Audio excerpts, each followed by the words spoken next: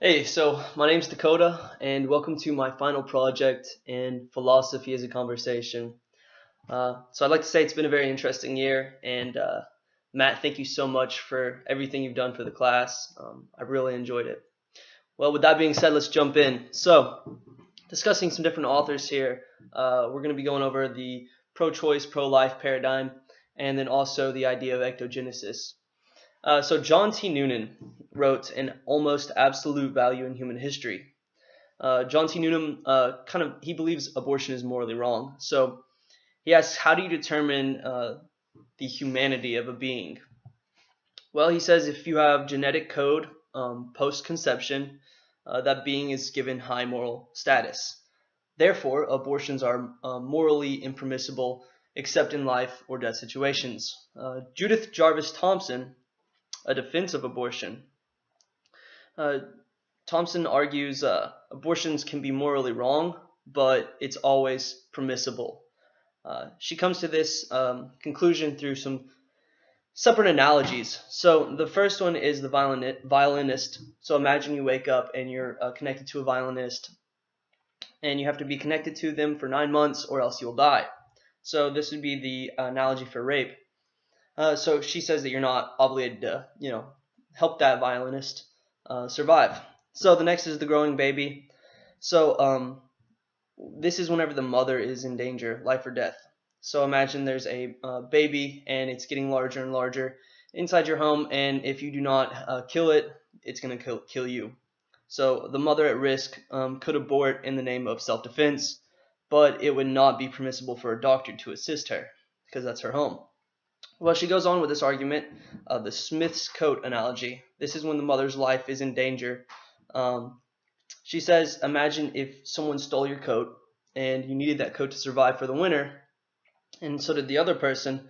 Well, it's your coat, so you would be, you'd be okay to take that coat back, and others would be okay to help you in assisting in taking the coat back. So Thomas argues that this analogy, combined with the stipulations that the mother owns the house in the growing baby analogy, strengthens the permissibility of both abortion and doctors assisting. Next is the Henry Fonda.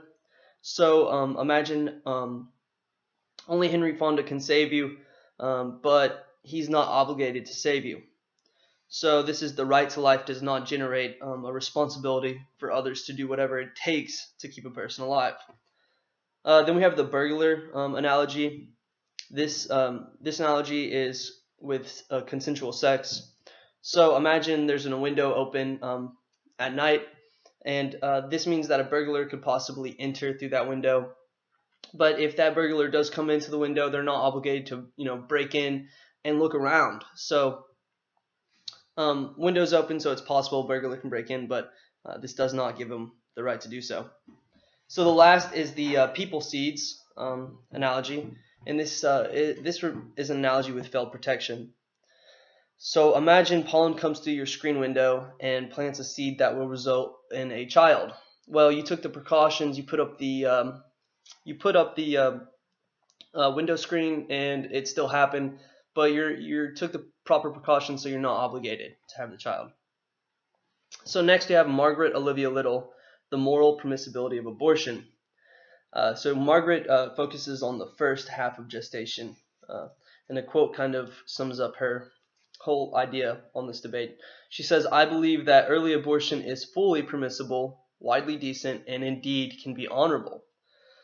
So she says abortions are always morally permissible, and she kind of backs that up with three separate reasons. She says medically it's very dangerous. On a social level, you can have a long-term impact. And then also personally, having a child and then giving it up for adoption it's very intimate and it's hard to do. So she takes that into consideration. So Sidney Callahan, A Case for Pro-Life Feminism. Abortion negatively affects women and undermines feminist care ethics. So nurturing, protection of the weak, and an emphasis on family are all undermined by the abortions.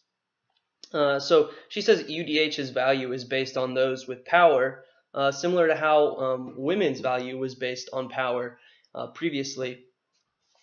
So abortions encourage infidelity, divorce, and fatherly irresponsibility. So the goal should be mutual respect between sexes and a focus on romance, commitment, and love, ultimately.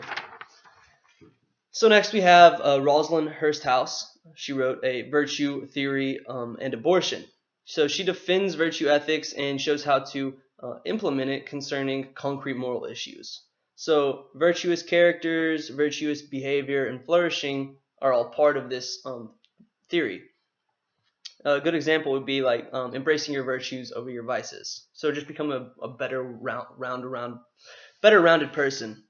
So she highlights the magnitude of making the decision to have an abortion. She says that, on closing, she says that parenting is essential in flourishing, and as a human race, we need it.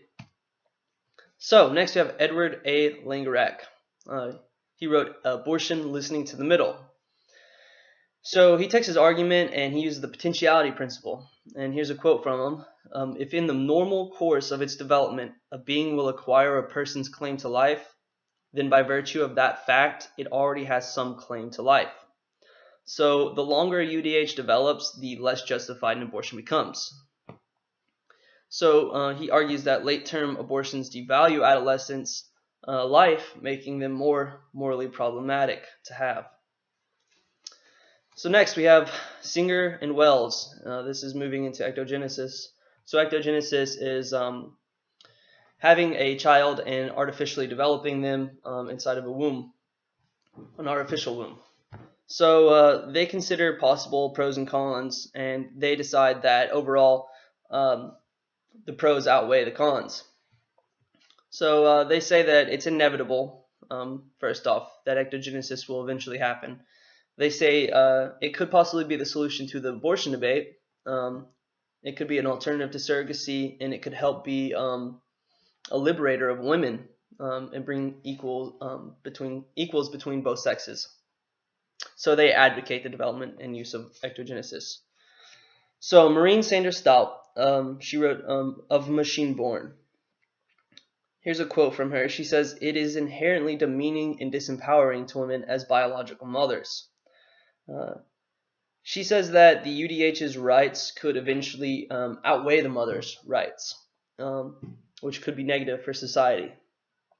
She also says that maybe if we use ectogenesis, it becomes a forced thing. We might have to use ectogenesis, and it could be required. And the example she gave is for women who are drug addicts and having a child. So she also takes into consideration the physical and emotional development that having a child brings. So she says that we could possibly lose some fundamental parts of our development if we move towards ectogenesis. Some of the things she talked about was like if we don't have the mother's sound or touch, or even having the flesh enveloped around us, could affect us negatively. Also, the mother-child bond could be negatively impacted. So we could also get some negative perceptions of pregnancy. This could bring social pressure to use ectogenesis, getting rid of pregnancies altogether. And then it could also devalue the motherhood. So to conclude, that ectogenesis should only be used in therapeutic situations. So in closing, I believe the United States should continue the conversation of ectogenesis as a possible solution to an abortion. But that being said, I think we should proceed with caution because our detailed understanding of biology is very limited and biology is very complex. So ectogenesis could result in some unforeseen consequences that would negatively impact the human race. So this stance is very similar to Maureen Sanders Stout's Of Machine Born. So with that being said, I believe it's necessary we continue the pro-life versus pro-choice paradigm. So in closing, we have a hypothetical question that I have to ask myself and answer. So what if the field of science was certain that ectogenesis was completely safe with no hidden consequences? Well, I'm not opposed to ectogenesis, but I would say that we would have to consider the social consequences, the psychological consequences, and how this will affect the nuclear family, and how it's going to affect society on a whole.